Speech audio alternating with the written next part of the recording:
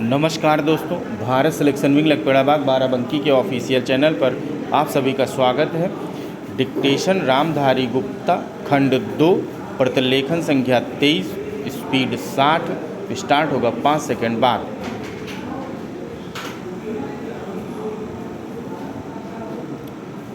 भाइयों और बहनों, आज मुझे बड़ी प्रसन्नता है कि हमारे बड़े बड़े कृषि वैज्ञानिक और कृषि विशेषज्ञ अपने अनुसंधानों के सार राष्ट्रभाषा हिंदी में प्रस्तुत करने के लिए पूरे देश से यहाँ एकत्र हुए हैं।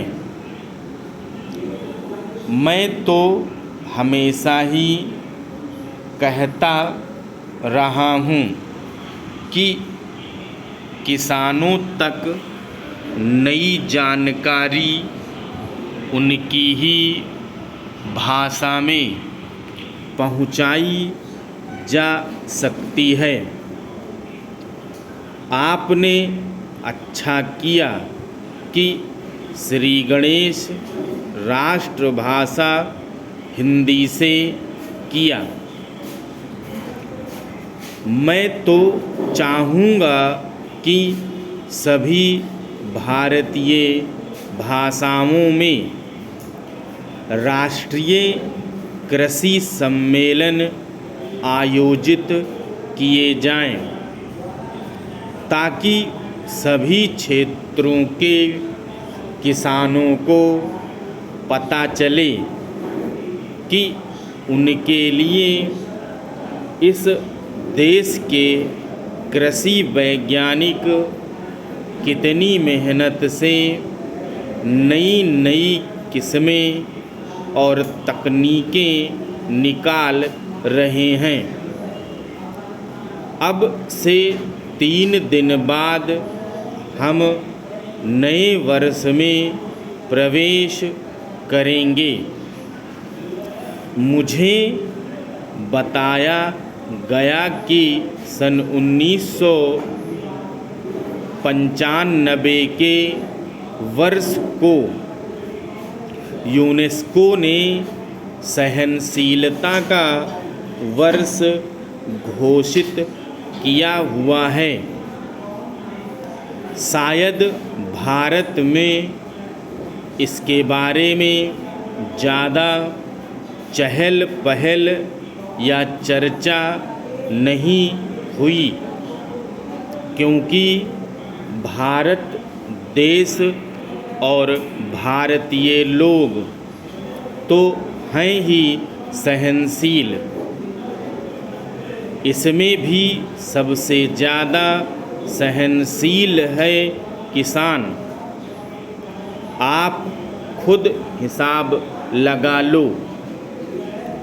हर तरह से भारत का किसान भारत का सबसे सहनशील प्राणी होगा।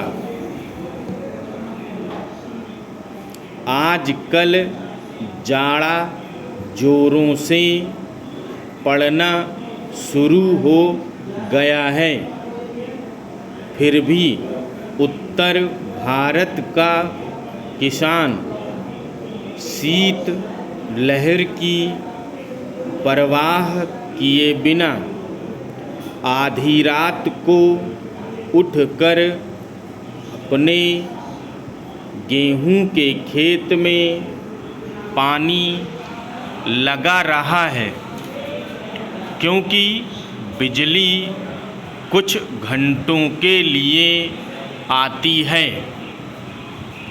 किसान ठंड सहकर फसल उगाएगा और फसल पकते पकते गर्मियाँ शुरू हो जाएंगी तो जेठ की तपती धूप में वह खेतों में कटाई व मड़ाई का काम करेगा।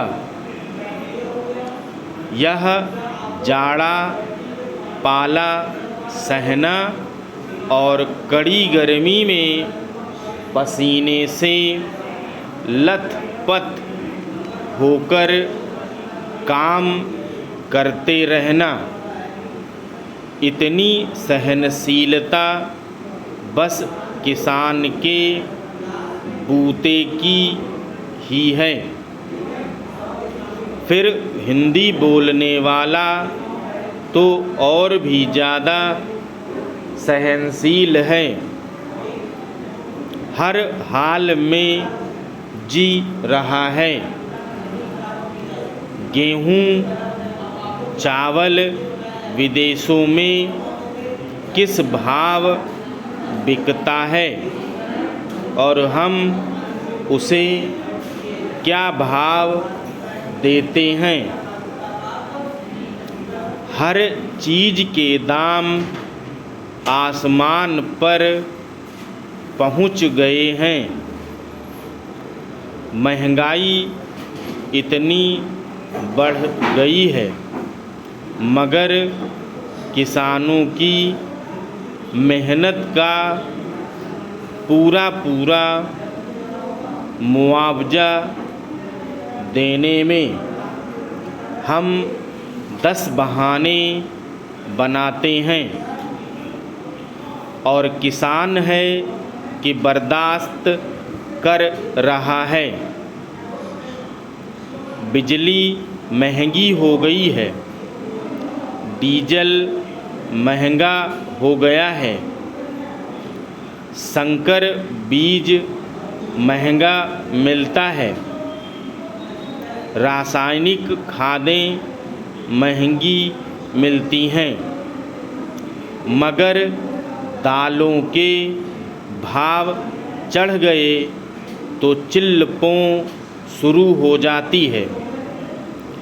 मेहनत करता है किसान और उसकी मेहनत पर फलते फूलते हैं बिचौलिए, मंडी के दलाल, आलू के चिप्स बनाने वाले व्यापारी, उसकी फसलों का तेल निकालने वाले व्यवसायी, ये सारी बातें सहते हैं हमारे किसान भाई।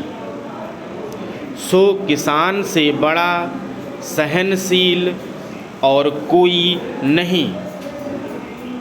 कोई आता है तो खराब किस्म का बीज बेच जाता है, तो दूसरा जिप्सम के नाम पर मिट्टी बेच जाता है। कई एक नकली कीटनाशक दवाएं बिक रही हैं, छिड़को तो कोई असर ही नहीं होता। किसान बेचारा सब कुछ सह रहा है। मैं समझता हूँ कि यहाँ जो कृषि वैज्ञानिक हिंदी में अपने शोध पत्र प्रस्तुत कर रहे हैं, वे भी बड़े सहनशील होंगे।